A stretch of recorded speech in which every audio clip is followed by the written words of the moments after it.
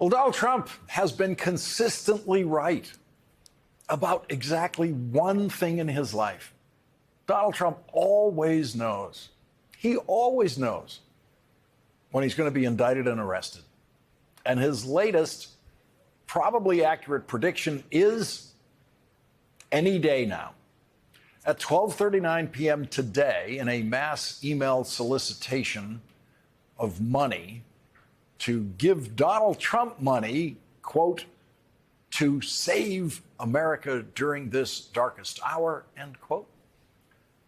Donald Trump's first words in that email were, any day now.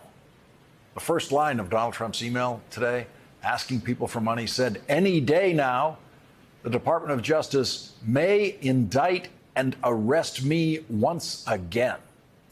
You've got to give him credit for never having been wrong about that. He got the timing wrong on his first arrest and indictment, but only by a week or so. Former federal prosecutor Andrew Weissmann, who has also been remarkably accurate in his predictions about timing for Trump indictments, has calculated, based on public information, where Special Prosecutor Jack Smith is in checking the necessary prosecutorial boxes before an indictment. And Andrew Weissmann predicts, quote, Jack Smith will seek the indictment tomorrow or Thursday at the latest in D.C. I may be the only frequent texter in the country who has never typed the letters LOL. I prefer a more custom-made declaration of amusement, but Donald Trump's harried last White House Chief of Staff, Mark Meadows, was understandably an LOL guy. He didn't have the time to specify how funny he thought whatever you just texted him was. In December of 2020, more than a month after Donald Trump lost the presidential election, Mark Meadows knew that the claims Donald Trump and Rudy Giuliani were making about dead people voting were lies. They were, to Mark Meadows, laughable lies. They were lies that deserved an LOL, and got one from Mark Meadows, an LOL that could send Mark Meadows to prison, convicted of crimes, if he has not already reached a cooperation agreement with Special Prosecutor Jack Smith to avoid a prison sentence. The highly incriminating Mark Meadows LOL comes at the end of a text exchange Mark Meadows had with Deputy White House Counsel Eric Herschmann. In a text exchange obtained by the January 6th committee and handed over to Special Prosecutor Jack Smith, Eric Herschmann said, just an FYI, Alex Cannon and his team verified that the 10,000 plus supposed dead people voting in Georgia is not accurate. Meadows, I didn't hear that claim. It is not accurate. I think I found 22, if I remember correctly. 2 of them died just days before the general. Herschmann, it was alleged in Rudy's hearing today. Your number is much closer to what we can prove. I think it's 12. Meadows, my son found 12 obituaries and 6 other possible, depending on the voter roll accuracy. Herschmann, that sounds more like it. Maybe he can help Rudy find the other 10,000. Meadows, LOL. That is proof beyond a reasonable doubt that Mark Meadows knew that every word Rudolph Giuliani and Donald Trump said about dead voters was a laughable lie. But Mark Meadows supported, enabled, and conspired to help advance those election lies, as that LOL proves beyond a reasonable doubt.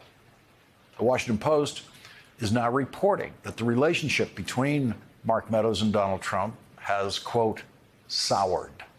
Trump has repeatedly complained to others about Meadows and questioned his loyalty, according to 3 Trump advisors, since Trump said he was named a target of Smith's investigation earlier last week. His allies have been feverishly speculating about the degree of Meadows' cooperation with the Smith probe and whether he has provided testimony that Smith will use to build a case against Trump or others. In the weeks after the 2020 election, Mark Meadows reportedly pandered to Donald Trump's lies about election fraud.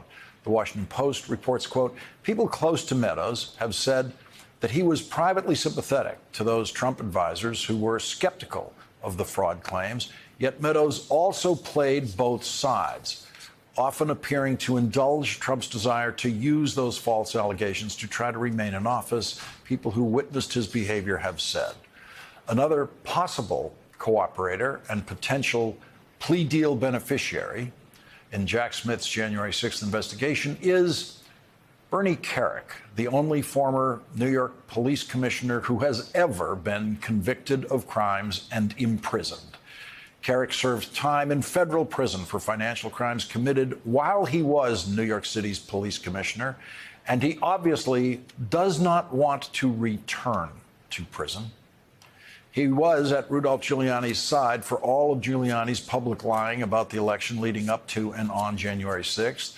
Bernie Kerik and his criminal defense lawyer have now turned over thousands of pages of records to Jack Smith investigators related to his and Rudolph Giuliani's and Donald Trump's lies about election fraud.